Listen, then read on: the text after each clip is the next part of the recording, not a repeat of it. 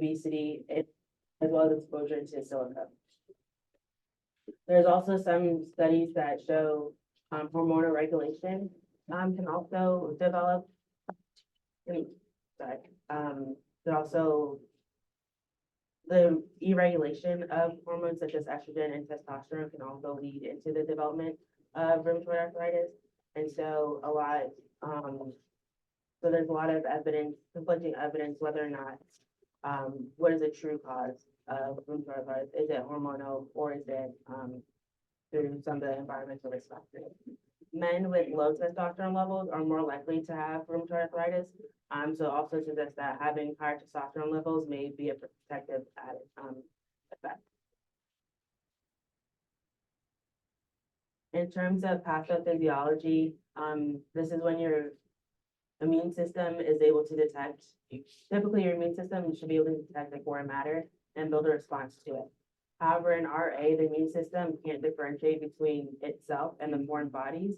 And so this leads to the proliferation and inflammation and eventually the destruction of tissues and fluids of the body. And so in RA, the immune system,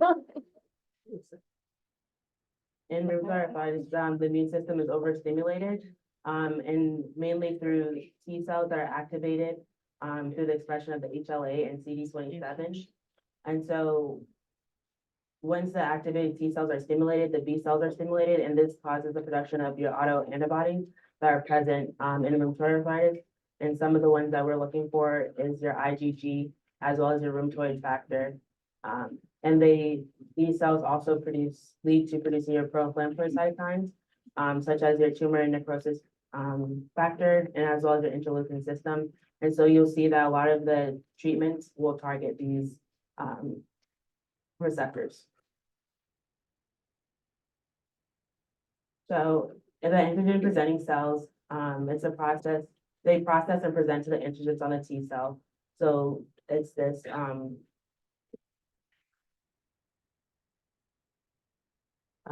this cell right here presents to your B cell and T cells. And they stimulate your antibodies and osteoclasts, and osteoclast is the bone's, they're the precursor to the production of the bone. So they either break down or build up the bone. And so the osteoclasts are stimulated, leading to the stimulation of the macrophages as well, leading to overall inflammation. And so again, the overexpression of your P53 prevents normal DNA repair and also interferes with the cell cycle process.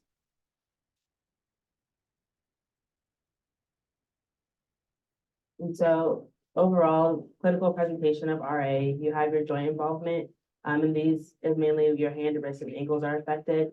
And it's mainly a bilateral and symmetrical process compared to osteoarthritis, which I'll talk about later, is mainly one-sided or affects one joint. You can also see the presence and swelling in the joints with or without pain. You typically have morning stiffness that's longer than 30 minutes. And then you also have decreased functionality within the joints. Symptoms may present for more than 6 weeks, and deformities can be seen in advanced diseases.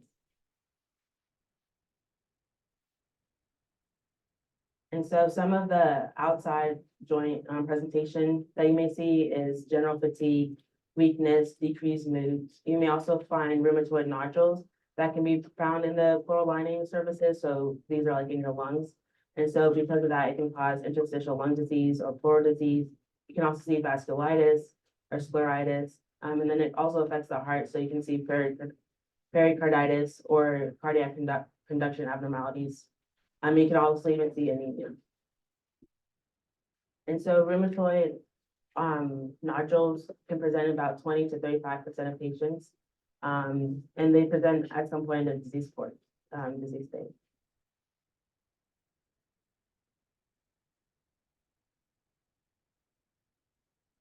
So in terms of diagnostic criteria and laboratory findings, we typically look to see for thrombocytosis, erythrocyte sedimentation rate, as well as C-reactive protein. And these will all be elevated. We can also test for a positive rheumatoid factor. And this presents in about 70 to 80% of patients. And so your high rheumatoid factor titers lead to increased sensitivity, which also means that there may be more severe rheumatoid arthritis disease state outcome. Your anti-cyclic citrullinated antibodies, this has lower sensitivity, but it's more specific. So it's more detectable in your earlier disease of rheumatoid arthritis, whereas your rheumatoid factor will be more present further down the line. In terms of the criteria and scoring on how the American College of Rheumatology and European League, they set guidelines for this. And so you get 2 points if you have a low positive RF or ACPA. You get 3 points if they're high. You also get a point if you have a high ESR and as well as C-reactive protein. And then you also get 1 point if your duration of symptoms is greater than 6 weeks. You also get points based on how many joints are affected. So if you have 2 to 10 large joints, it's typically 1 point. If you have 1 to 3 small, it ranges from 2 to 10 large joints. So 1 to 3 small joints plus a large joint is 2 points. If 10 small joints are affected and 1 large joint is affected, it's scored for 3 points. And then if you have greater than 10 joints, and at least 1 small joint, you get 5 points.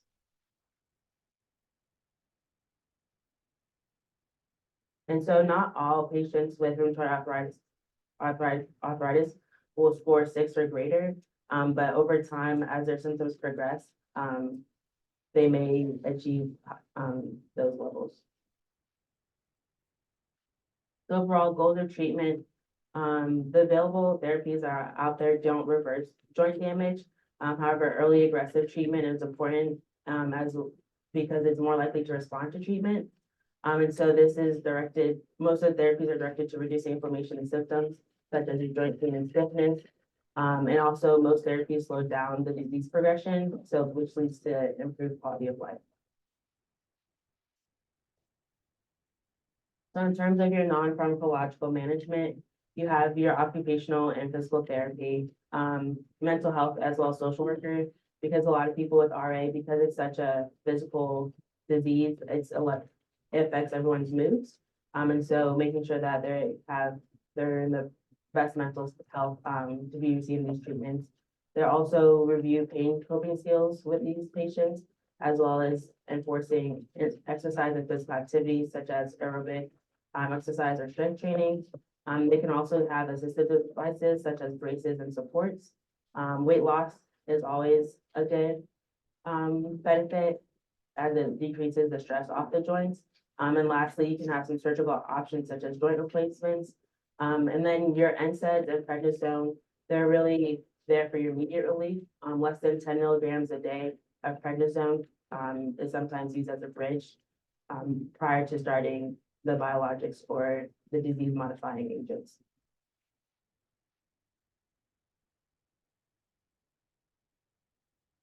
So when it comes to the pharmacological management, we have 4 main types of medications. And so you have your conventional DMARDs, your biological DMARDs, or your TNF inhibitors. You also have your non-TNF biologics, and then you also have your target-specific DMARDs, such as your JAK inhibitors. And then you also have like the miscellaneous group. And so, and overall, the treatment algorithm, like the patient who's newly diagnosed with rheumatoid arthritis, has low or high disease activity, they'll essentially be developed DMARD. The preferred agent is methotrexate, plus or minus prednisone. If they have moderate to high disease activity, you'll get it started on a combination of your conventional DMARDs or your TNF inhibitors, which is plus or minus methotrexate, or plus or minus methotrexate with tocilizumab. And then if they have really high disease activity, they'll get started on the single TNF inhibitors. And so if they have high disease activity and they fail the single TNF inhibitor therapies, they can start on the non-TNF biologics, which is plus or minus methotrexate. And I'll go into details about like the acronyms, but this is really just how we walk through the patients getting these medications. And so first up, we have our conventional disease modifying anti-rheumatic drugs. And these are going to be your methotrexate, fluvoxamide, sulfasalazine, and hydroxychloroquine. And so methotrexate is a drug of choice in RA, and it can be used as monotherapy or in combinations with other disease-modifying agents. The way that it works is that it's a structural analog of folic acid, so it inhibits the dihydrofolate reductase, leading to inhibition of DNA synthesis and repair, as well as cellular replication.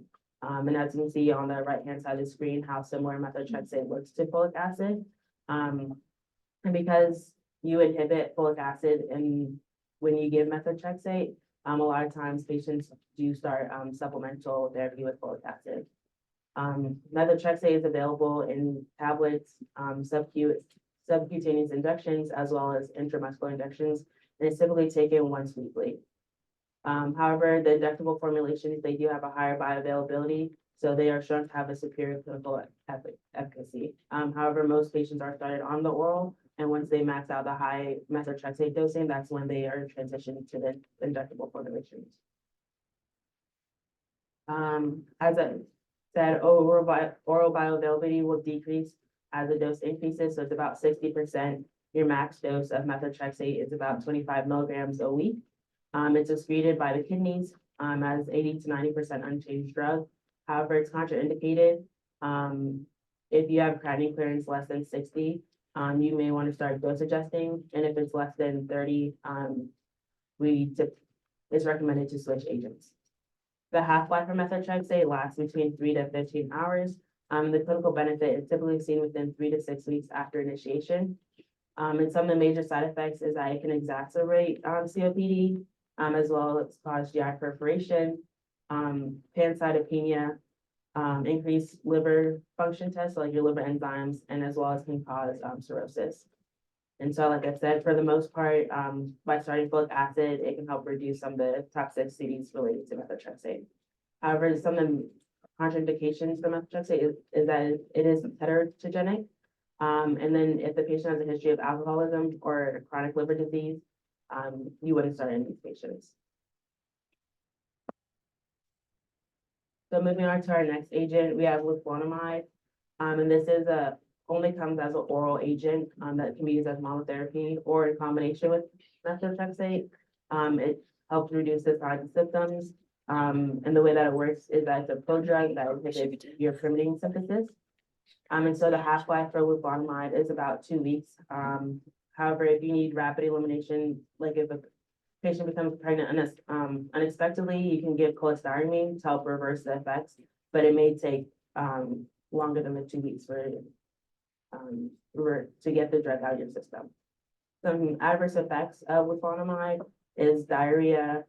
Again, you'll see your increased liver enzymes, alopecia, hypertension, and a rash. And it's also teratogenic.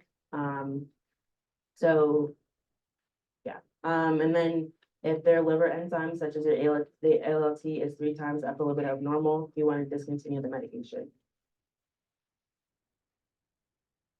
And so in terms of monitoring, for fluvoxamide, you want to do a baseline tuberculosis screening. You also want to get a CBC, ALT, AST, and renal function test every 2 to 4 weeks while on fluvoxamide, just because the adverse effects is just because it's so toxic. And then after the first 3 months of initiation, a dose increase is typically seen every 8 to 12 weeks on therapy.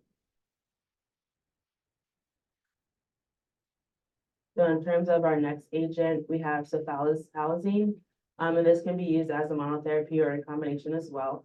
It's a prodrug and has 2 active metabolites, one being your 5-aminosalicylic acid and sulfapyridine being the other. The exact mechanism of how it works in RA is unknown, but it does show to have anti-inflammatory and immunomodulating properties. However, because it's primarily excreted by the kidneys, you want to use a caution in patients with impaired renal function. And then it's also contraindicated in patients that have sulfa allergies or sulfasalate allergies as well. You also want to use caution in patients that have a G6PD deficiency because it can also lead to more toxicity. So some of the adverse effects is diarrhea, nausea, vomiting, anorexia, rash, pancytopenia as well, photosensitivity, as well as increasing your liver enzymes. It can cause urine and skin discoloration. However, this agent can be used in pregnancy, as well as within nursing mothers, with caution compared to leflunomide and methotrexate. You couldn't use it in either population.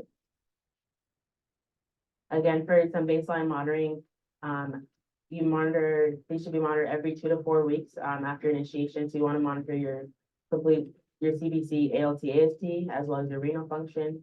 And again, a dose increases happens every 8 to 12 weeks off therapy.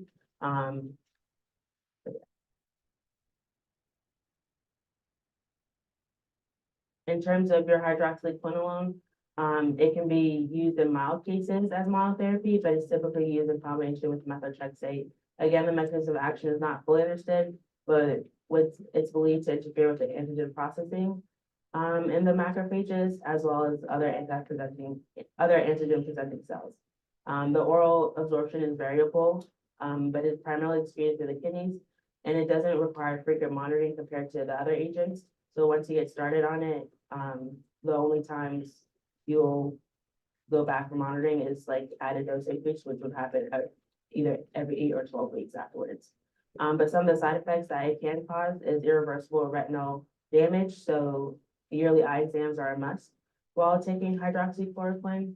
And then it can also cause nausea, vomiting, and diarrhea. But this can be lessened if it's taken with food or if you divide it within 2 doses. And this as well can be used in pregnancy. It does cross into the breast milk too.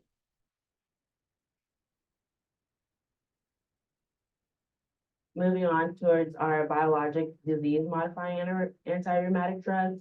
We have our 2 categories with our TNF inhibitors and non-TNF. And these are listed below. And so due to your biologic DMARDs are associated with the increased risk of infection due to their immunosuppressant effects. And so as a whole, drug class as a whole, you need to make sure that you get a tuberculin skin test, as well as an interferon gamma release assay blood test prior to starting any biologics to detect if a patient has latent or active tuberculosis. Patients should also be screened for hepatitis B prior to starting biological therapy, because there is a risk for reactivation with any of these therapies. And so with the biological agents, they can be used within combination with your conventional DMARDs, mainly methotrexate. However, multiple biologics shouldn't be used in succession or at the same time. And this is due to the additive immunosuppressive effects that it can have. And so generally, if you're going to switch from one biologic to another, you're going to time it at the next time the next dose is due. And most of these are due weekly. So let's say you're taking adalimumab last Sunday and you wanted to switch to rituximab, you'll start the following Sunday.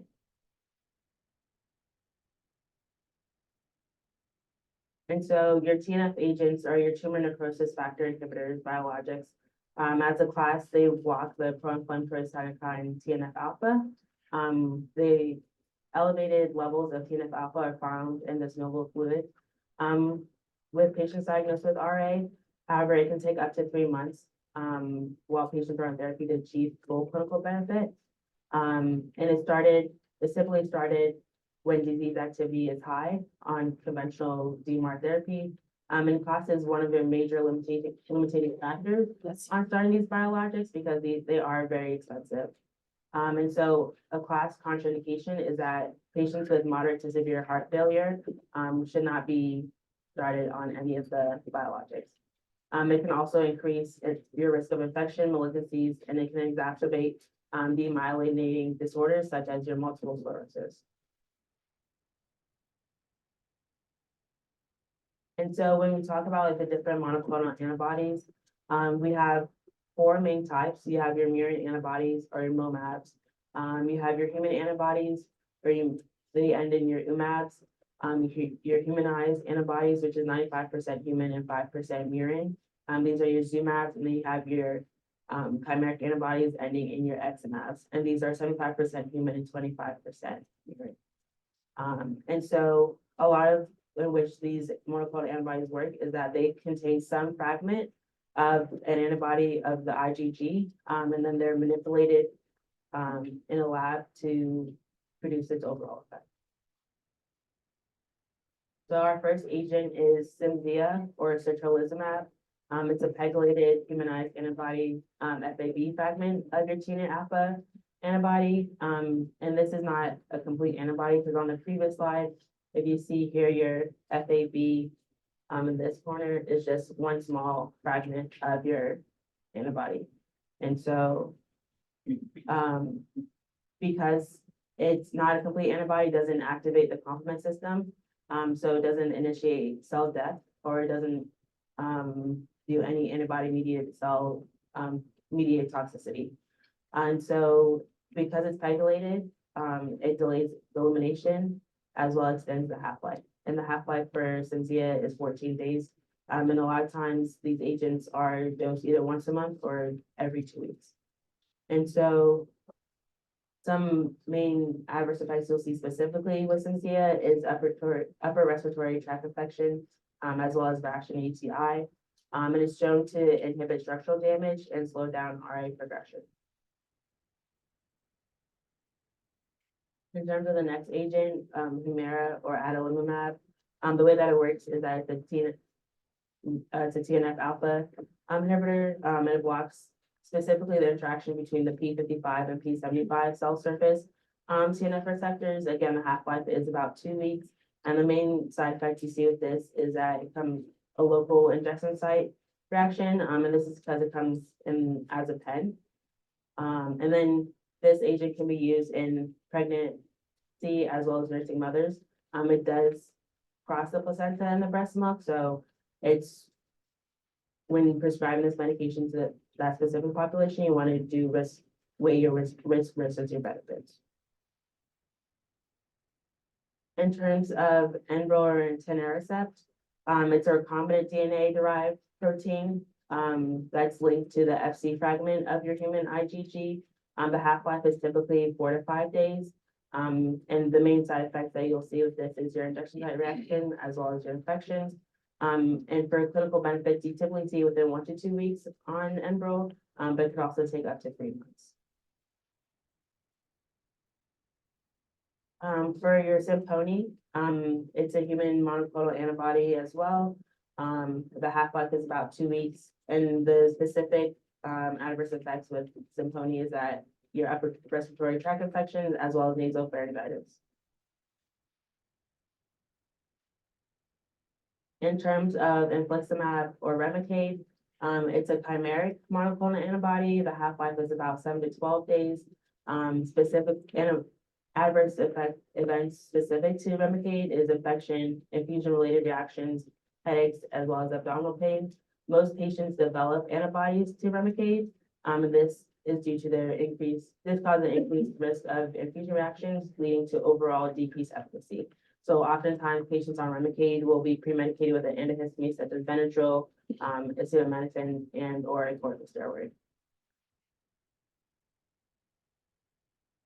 For your non-tumor necrosis factors, you have your abatacept, tocilizumab, rituximab, anakinra, and saralimumab.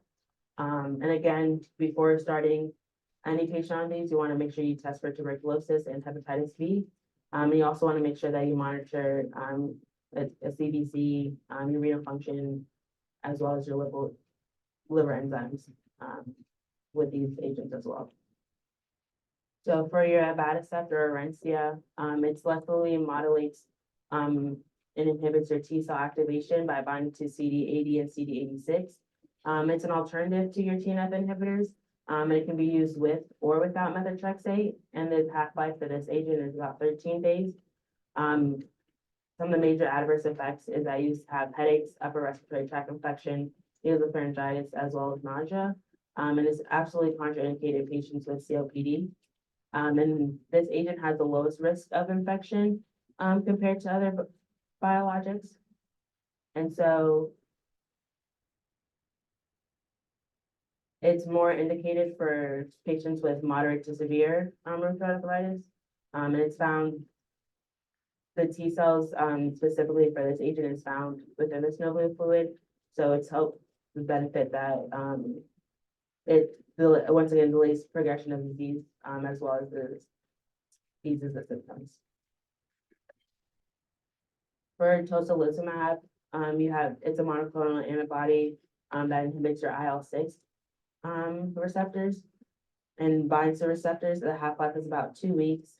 Again, the adverse effects is pretty much similar as the previous agents, so upper respiratory infections, nasopharyngitis, headaches, hypertension. You can see your increased liver enzymes here. This causes GI perforation as well as pancytopenia. So again, with monitoring, you want to monitor a lipid panel, your liver function tests and CBCs at least every 2 to 4 weeks. And it's contraindicated in patients that have an ANC or absolute neutrophil count that's less than 500, or platelets are less than 50,000, or if your liver enzymes are 1 times the upper limit of normal.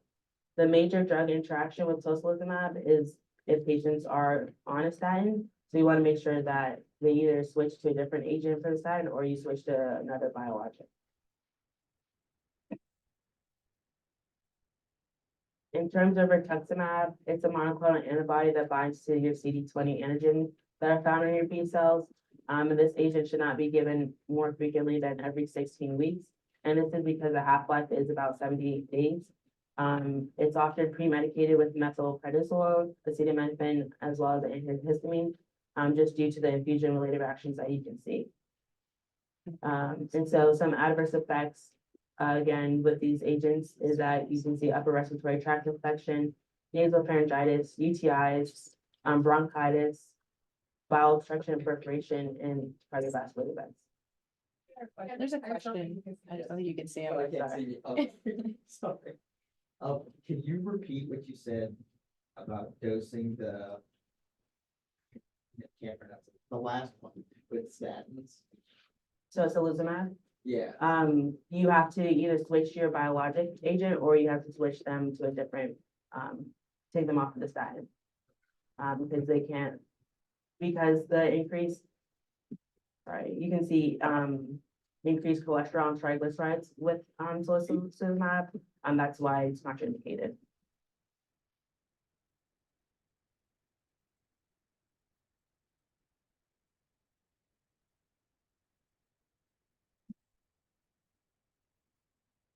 So for our next agent, we have anakinra or Kineret. This inhibits your IL-1 receptors. Again, it just reduces the inflammatory properties overall that's seen in RA. However, it is fallen out of favor due to lack of data and studies showing the benefit. And so this is typically like the last line if patients haven't responded to your biologics or in combination with your conventional DMARDs, you can try anakinra. The half-life is about 4 to 6 hours. And then the adverse effects with this agent is that you can see your high cholesterol as well as it can cause malignancy, sinusitis, upper respiratory tract infections, as well as your increased liver enzymes. And if patients have a creatinine clearance less than 30 milliliters per minute, you don't want to start this agent in them. And so lastly, of our non-TNF biologics, we have your seralutinib or Kevzara. This is a newer agent compared to the previous agents that I mentioned. The way that it works is that it antagonizes your IL-6 receptors. The half-life is about 8 to 10 days. And again, the adverse effects that you see with this agent is your neutropenia, increased liver enzymes, injection site reactions, as well as UTI and GI perforation. And so again, you don't want to start patients on seralutinib if their ANC is less than 2,000, if their platelets are less than 150,000, and if their liver enzymes are 1.5 times the upper limit of normal. So moving on to our next agents, we have our target specific DMARDs, and these are your JAK inhibitors. And these are oral agents approved to treat moderate to severe rheumatoid arthritis.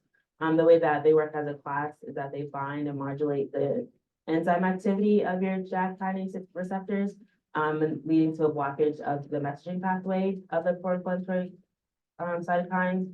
again, producing that anti-inflammatory effect overall. However, this agent should not be used in combination with any of your other biologic DMARDs or with other agents in this class as well. And so as a class, there's a black box warning for serious infections, because you can see fungal, bacterial, viral infections. You have a risk of seeing fungal, bacterial, and viral infections, as well as developing malignancies, and then developing a thrombosis. So pulmonary embolism or deep vein thrombosis can also be seen in these patients. So the first agent is going to be Xeljanz or tofacitinib. And the major drug interaction is your CYP3A4 inhibitors or your 2C19 inhibitors. And your CYP3A4 and 2C19, a lot of the medications that patients take in general are substrates for this specific enzyme. And so you really want to make sure that if starting a patient on it, that there's no drug interactions. An example of your CYP3A4 inhibitor would be like your statins again. And so your adverse effects that you'll see with these agents is going to be your respiratory tract infection, GI perforation, nasopharyngitis, and bone marrow suppression. So they're contraindicated in starting patients with a hemoglobin less than 9, absolute neutrophil count less than 1,000, and if they have severe hepatic impairment, as in stage 3, on the Charles-Pugh scale for liver disease, you don't want to start this agent. And so again, some of the specific black box warnings for this specific agent is that it can cause major cardiovascular events such as death, myocardial infarction, or stroke if the patient is over the age of 50, as well as thrombosis that's seen as a class. For Rinvoq or upadacitinib, the main side effects you'll see once again is pretty much a class side effect is your upper respiratory tract infection, neutropenia, hepatotoxicity. However, this agent, it also increases your creatine phosphokinase can increase your creatine phosphokinase. And so you want to make sure that when patients complain of muscle pain or aches that you check the levels to make sure that it's not too elevated. It also can cause DVTs, pulmonary embolisms, as well as increasing your cholesterol, and once again, it can cause gastro perforation. With this specific agent, you have an increased risk of developing herpes zoster. So you want to make sure that you're actively screening these patients if they do become sick. And so some contraindications for Rinvoq specifically is the severe hepatic impairment. You don't want to start, as well as starting these agents while patients are also on a CYP3A4 inhibitor or inducers. And then you shouldn't start patients on this as well if their hemoglobin is less than 8 or ANC is less than 1,000 as well. For Olumiant, the main side effect again is pretty much the same as the previous agent. You can also see the herpes zoster infection, increased risk here, as well as GI perforations and an increase in your serum creatinine and your creatine phosphokinase. And so it's absolutely contraindicated in patients that have an eGFR of less than 30. And then if the patient's also taking probenecid, you don't want to give this agent to them as well. And so again, this shouldn't be started in patients with a hemoglobin less than 8. For some other agents that can use as last line if patients are still not responding to the previous medications, you can do azathioprine, cyclosporine, minocycline, and gold salts. These have fallen out of favor due to lack of evidence, but patients can be periodically start on them if they're still not responding well to your conventional therapies. So overall, in summary, for rheumatoid arthritis, the use of methotrexate and lefonamide should be discontinued in pregnancy and women who are breastfeeding. Some alternatives that you can use is your hydroxychloroquine, sulfoxaflozine, glucocorticoids, and your biologics, and you want to assess the risk versus benefits. Patients that are going to be started on biologics, you want to make sure that they're given live vaccines prior to starting, at least 3 months before starting biologic DMARDs, because due to the risk of reactivation of some of these infections. And then all patients with rheumatoid arthritis should be evaluated every 3 months to evaluate their overall disease activity.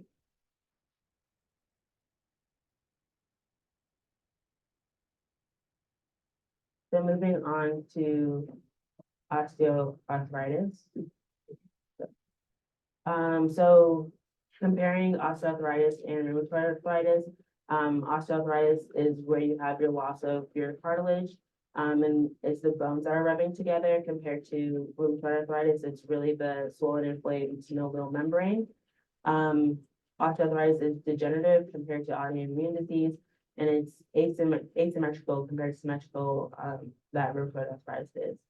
And sometimes you can see some of the same symptoms such as pain and stiffness and movement.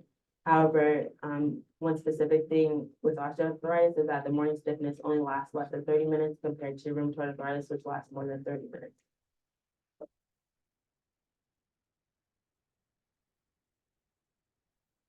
So for osteoarthritis, it's, like I said, degenerative joint disease.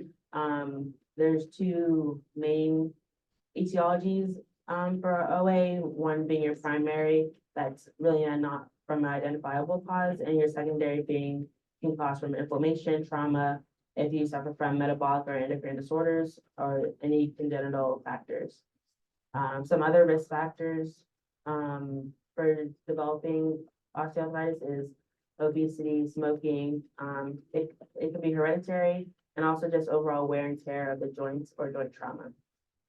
And so it's the most common joint disease worldwide, and it's diagnosed with using x-rays and found primarily in patients greater than 65 years of age, and affects your weight-bearing joints. It can cause deformity and progressive disability. And so in osteoarthritis, your cartilage undergoes thickening and inflammation, leading to the cartilage layer and the knee to be eroded and causing microfractures. And so for the pathophysiology, you have like your normal cartilage, which provides lubrication with motion and shock absorbency during rapid movements, as well as providing load support. However, the articular cartilage that's found in synovial joints, over time, it wears down on one side. And then, as you can see in the picture, as it rubs down, your bone is literally just touching the other piece of bone as you walk.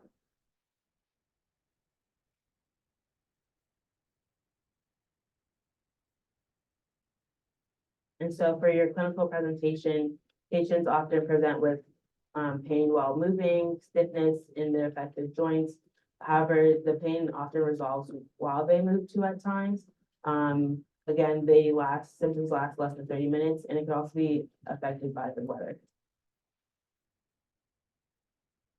So one or more joints can be affected. It's typically asymmetrical. An early mild osteoarthritis is not typically seen on x-ray.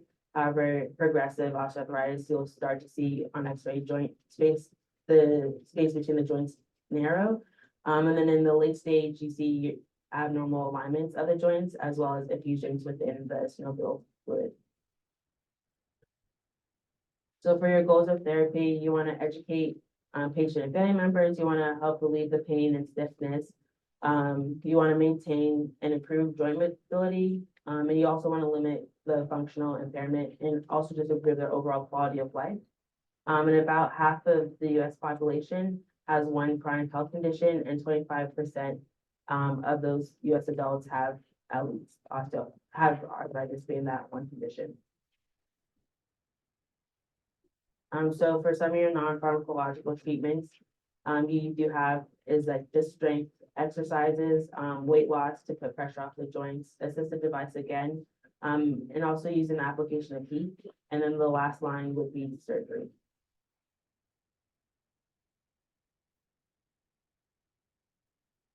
In terms of your pharmacological treatment, first line of therapy is going to be acetaminophen.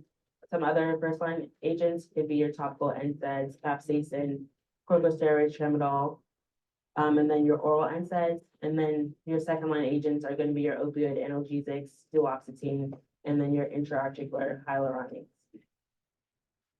And so the overall treatment recommendation for knee and hip osteoarthritis is that you're gonna start off with maxing out the patient on acetaminophen, which is 4 grams a day. And from here, you're gonna determine, is it effective? If not, you're gonna move on to your second line agents. And then the treatment for hand OA is pretty much the same too. Where but instead, your first line agent is gonna be your oral NSAIDs compared to your Tylenol. And then you also will heavily use your topical NSAIDs and topical capsaicin prior to moving to some oral agents. So first line, acetaminophen is first line for treatment for hip and knee osteoarthritis. Compared to oral NSAIDs, it is less effective, but due to the lower GI and cardiovascular side effects seen, it's why it's first line and recommended by the guidelines. And so the way that it works is that it acts on the CNS by inhibiting the synthesis of the prostaglandins. And so it prevents prostaglandin by blocking the action on the cyclooxygenase. However, with acetaminophen, you can see serious liver injury or increased liver enzymes, and it should be avoided in patients that have chronic alcohol intake or known liver disease. In terms of your NSAIDs, these are your oral NSAIDs are first line if a patient fails acetaminophen. You have two main types. You have your non-selective or your COX-2 selective NSAIDs. But your COX-2 have higher, your NSAIDs overall have higher risk of GI, renal, and cardiovascular events. Whereas specifically for your COX-2 inhibitors, you will typically see more GI symptoms with them compared to your COX-1 medications. And so for your topical NSAIDs, they're for in patients that are older than 75 years of age that failed acetaminophen, and this is just due to their renal function, because NSAIDs are just hard on the kidneys. It's used for your hand and knee osteoarthritis, and you typically see effect within 1 to 2 weeks. And the main side effects with the class is that you can see increased ulcer risk, GI bleed, increased risk of hypertension, stroke, or myocardial infarction. You want to avoid the use of NSAIDs in patients that have known cardiovascular disease or heart failure. And so the way that NSAIDs work overall is that they inhibit your COX-1 by inhibiting your prostaglandin synthesis. And so once again, like your non-selectives will have some GI protection, but also can affect renal function and platelet aggregation, whereas your COX-2 really has more of the GI effect that you see.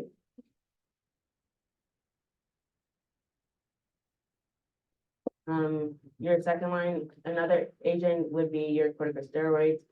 This is recommended as an alternative when pain with acetaminophen and your NSAIDs are just not controlled. These are typically given in between the joints. This is because it's safer and it's been well tolerated. These agents are given once every 3 months. And then the way that it works is that they have their anti-inflammatory properties that decrease the formation and release of prostaglandin kidneys. And so your most commonly used corticosteroids are going to be your triamcinolone and your methylprednisolone. And a class side effect of your corticosteroids is the hyperglycemia, edema, hypertension, flushing, and dyspepsia. And so after each injection, the patient should just minimize their overall activity and stress on the joint for several days.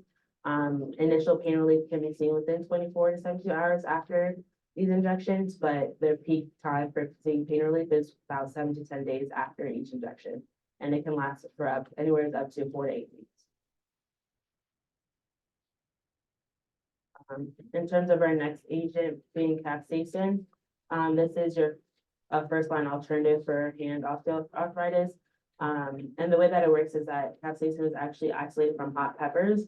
And so it releases and depletes the substance P from the nociceptive nerve fibers. And so some of the adverse effects that you can see is burning, stinging, arrhythmia at the site of application. And this is available over the counter. And when monitoring or patient education, you want to tell patients when they get started on capsaicin is to wash their hands, because a lot of times patients may rub their eyes and have that burning sensation of their eyes. In terms of tramadol, this is used when patients have failed treatment with scheduled acetaminophen and your topical NSAIDs. It comes as a combination product with your Tylenol, or it can be added in addition to your oral NSAID therapy. This is a class 4 controlled substance, just due to the potential for dependence and addiction. And so the way that it works is that it binds to your mute opioid receptors, but it also inhibits the reuptake of norepinephrine and serotonin. And so some of the adverse effects that you'll see with tramadol is your nausea, vomiting, dizziness, constipation, headache, and it can also lower your seizure threshold. And so you want to use caution in patients that have, they're also taking your tricyclic antidepressants, as well as taking your first generation antipsychotics. Because it works on your serotonin receptors as well, you can see an increased risk of serotonin syndrome when it's taken with other serotonergic events such as duloxetine. So moving on to your opioid analgesics, there's a large variety out there that you can use. Typically, the ones most commonly used is your oxycodone. It is your second line therapy, and patients just haven't received adequate response to the first line therapy agents. However, the use is often limited and it's often last line prior to going to surgery. You want to make sure you use the lowest effective dose, because of just over the long-term use of opiates is like the opiate dependence and developing tolerance and becoming developing tolerance. And so some of the main side effects you see with your opiate analgesics is your nausea, constipation, dry mouth, and dizziness. Another second line agent I can use is duloxetine. This can be used in combination with your NSAIDs and Tylenol as well. And this mainly helps with your neuropathic and musculoskeletal pain. The way that it works is that it works on your serotonin and your norepinephrine by inhibiting the reuptake of those. And so it can cause dry mouth, nausea, constipation, anorexia, fatigue, liver failure, and the major side effect is like the rash that you may see, or known as Stevens-Johnson syndrome, that can develop quickly. And so again, because it does block the reuptake of serotonin, you can also see the serotonin syndrome. You have an increased risk of serotonin syndrome when you take with other agents that have that serotonergic effect. And so while duloxetine is really known for the neuropathic pain, there's some evidence to suggest that over time, these chronic nociceptive pain receptors help lower the pain threshold. So by taking duloxetine, there's some studies that show that you're decreasing, you may decrease that pain threshold even lower by working on the nerve versus the muscle. So in summary of osteoarthritis, we have romaine agents such as your Tylenol, diclofenac sodium is your topical NSAIDs, and capsaicin. And these are just as summaries, just for you guys' benefit. And then I also have opiate tramadol and duloxetine here as well. And then some other agents I didn't necessarily talk about is your glucosamine. It's an over-the-counter supplement that you can take. Some of the contraindications is that if someone's allergic to shellfish, they shouldn't take glucosamine. And the thought is that it helps build up the cartilage that is lost within osteoarthritis. And so some of the side effects you may see with glucosamine is dyspepsia, insomnia, headache, fatigue, as well as nail color changes. Another over-the-counter agent you can take is chondroitin, and this contains a natural component of cartilage. And some of the contraindications of taking this agent is that it can increase the INR if the patient's also taking warfarin. And this is often used in combination with your glucosamine. And then lastly, you have your hyaluronate, and this is a biological polysaccharide that distributes into the extracellular matrix of the connective tissue in the knee. And so this is an intra-articular injection, and a lot of times people have hypersensitivity just to the formulation. And some of the side effects that you can see is vision changes, eye pain, injection site skin discoloration, as well as rigidity of the knee and back. So lastly, moving on to gout. Gout arthritis is just a buildup of your uric acid crystals, that are primarily in the joints again. And the attacks are typically sudden and they occur typically within one joint, often your metatarsal phalangeal joint, which is your big toe. Some of the risk factors for gout is hypertension, chronic kidney disease, older age, obesity, and the male sex. And so oftentimes patients that present that are asymptomatic and have high uric acid levels, you don't necessarily need to treat them with medications. However, for most acute attacks, you mainly just target the inflammation and pain. You don't really do anything to lower the uric acid crystal unless the pain prolongs greater than 3 to 4 days. And so you also can give agents as prophylaxis to help lower your uric acid level to a goal of less than 6. And this is in patients that have chronically high uric acid levels. In terms of pathophysiology for gout, uric acid is the last step in the degradation of the purines.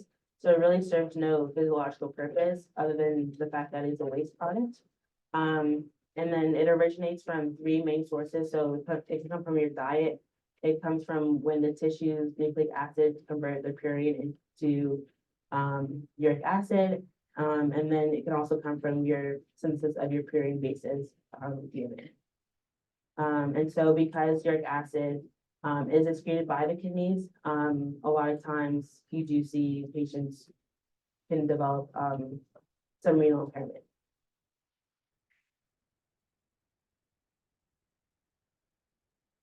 And then uric acid can also be overproduced in excessive rates of cell turnover. So it's also a marker in patients that are going through like oncological processes. And they can also get started on these agents as well. And so drugs that can increase your uric acid and induce gout, these are going to be like your nicotinic acid, levodopa, salicylates, ethanol, ethambutol, cyclosporine, pyrazanamide, and as well as any cytotoxic medications. So for clinical presentation, your classic acute gout attack, this is your rapid and localized onset excruciating pain and swelling and inflammation. Like I said earlier, it happens typically in one joint, typically the big toe, but it can also affect your ankles, heels, knees, wrists, fingers, and your elbows. And then you have your atypical presentation. And so this may show up as chronic arthritis in many joints. It can also be confused with your osteoarthritis and your rheumatoid arthritis. Some other clinical presentations, you have your interval gout, and this is where you have periods of no symptoms between each attack. You have your tophaceous gout, where the urate crystals deposit into your soft tissues, and so leading to damage, deformity, joint deconstruction, as well as nerve compression syndromes, such as leading to carpal tunnel. Your atypical gout, this is again arthritis affecting any joint, and then your gouty nephropathy, where in acute or chronic kidney disease, your uric acid just builds up in the kidneys.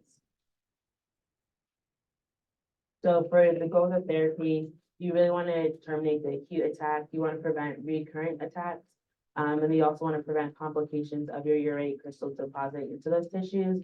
And so some of the non-pharmacological treatments that you can do is by eating more vegetables, eating reduced fat dairy, also eating lean meats, reducing your alcohol intake because alcohol promotes the production of your purine. And then you also want to avoid foods that are high in fat and sweetened beverages.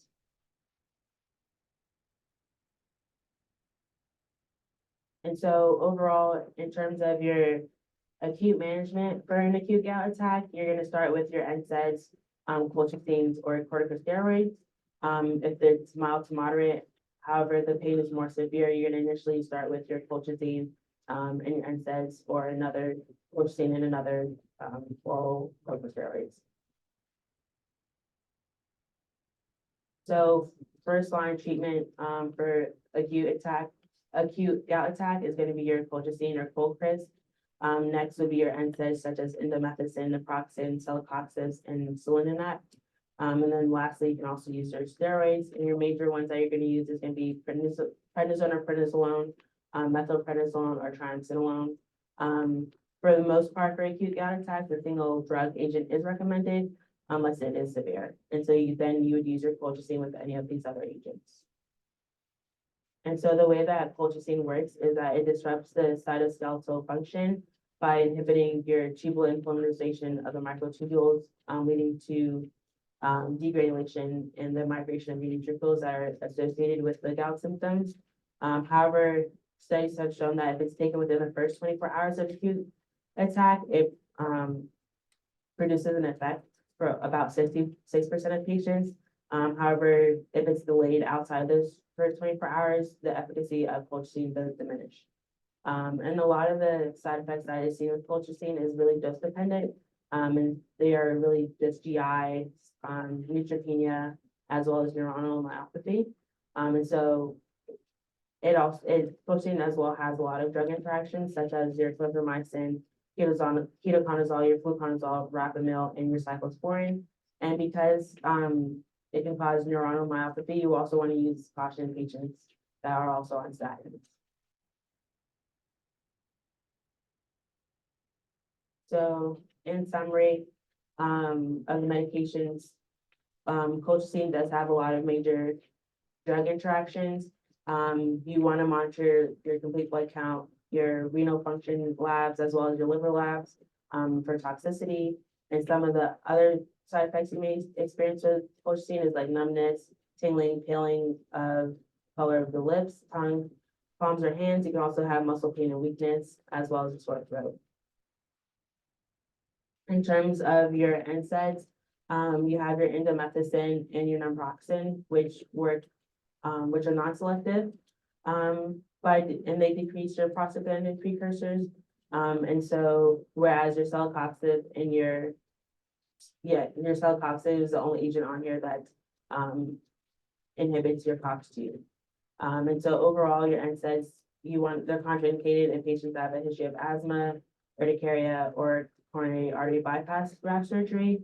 And then some of the main side effects that you can see is headache, constipation, upset stomach, dizziness, weakness, and heartburn.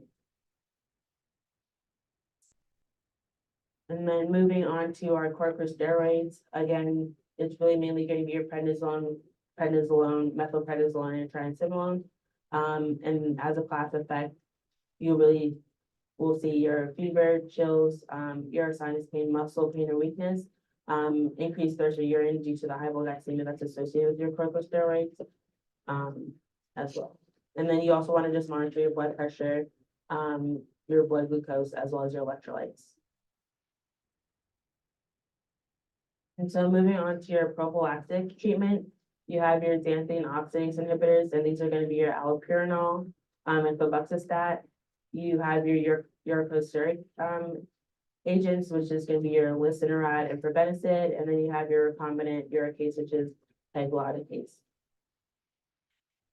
So in terms of your allopurinol, it inhibits your xanthine oxidase, which is responsible for converting xanthine to uric acid.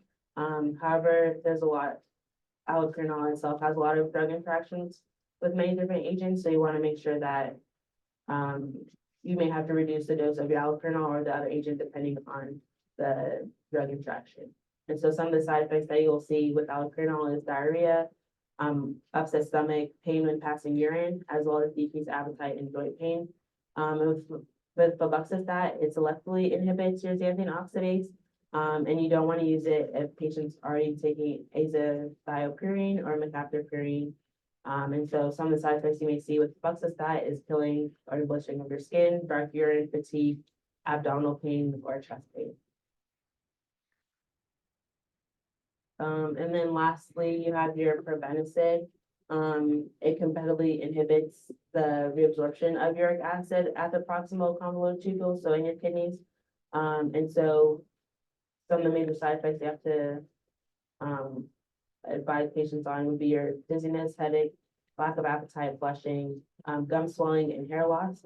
And monitoring for all these agents, you want to monitor their serum uric acid levels as well as their kidney function.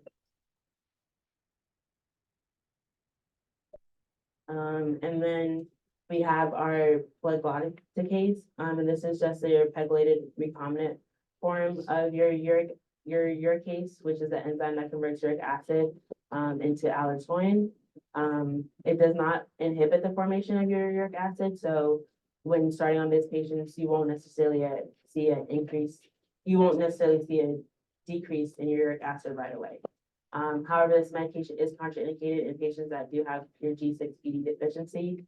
And then some of the side effects that are seen with this agent is just infusion related, such as chest pain, dizziness, high blood pressure, shortness of breath, and edema. And then, are there any questions?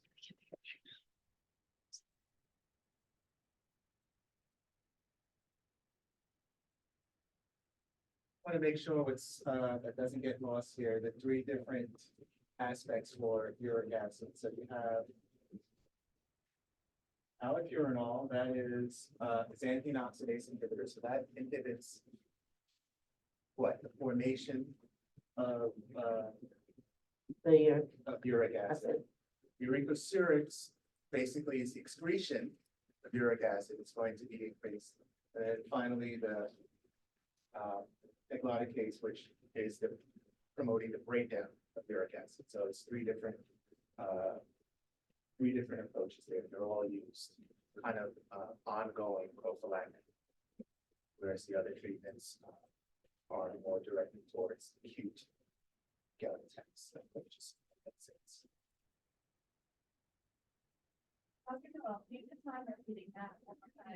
Okay, so yeah, I was just Next. going through the last group of drugs, the starting with allopurinol.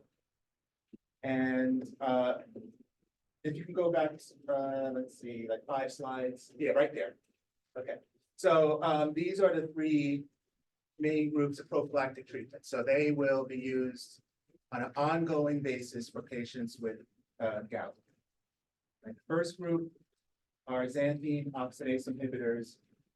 They will inhibit the production of uric acid. So that really, Serena explained that they inhibit the formation of hypoxanthine to uric acid. All right, so there's less uric acid being produced, okay, with that first group of drugs. The second group promotes excretion out of the kidney. So instead of, we talked, or in a few different contexts where drugs inhibit the reabsorption back into the renal tubule. That's basically what we're seeing here. So probenecid basically keeps uric acid in the renal tubule so that it gets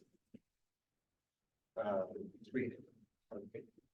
And finally, the third group is more reducing uric acid by promoting its breakdown.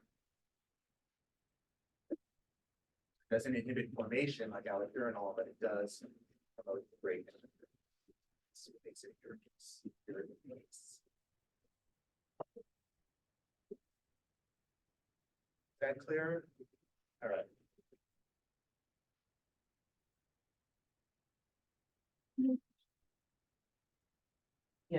So we learned in our clinical medicine course that NSAIDs were the first line for gout. So, but you're saying colchicine is first line? In acute attacks, it depends on the severity. So Okay. like if it's a mild to moderate, you can use your NSAIDs as first line because that's what readily available. But those that experience a more severe gout attack, you would use your colchicine. Okay, thank you. Makes sense.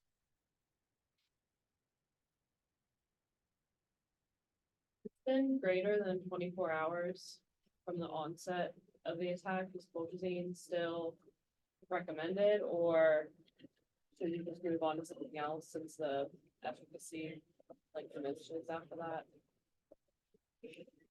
The guidelines still recommend colchicine. You do have room to go up like on the dosage to help reduce to help decrease the symptoms. But a lot of times if you're at that point, you're probably started on another agent in group with your colchicine.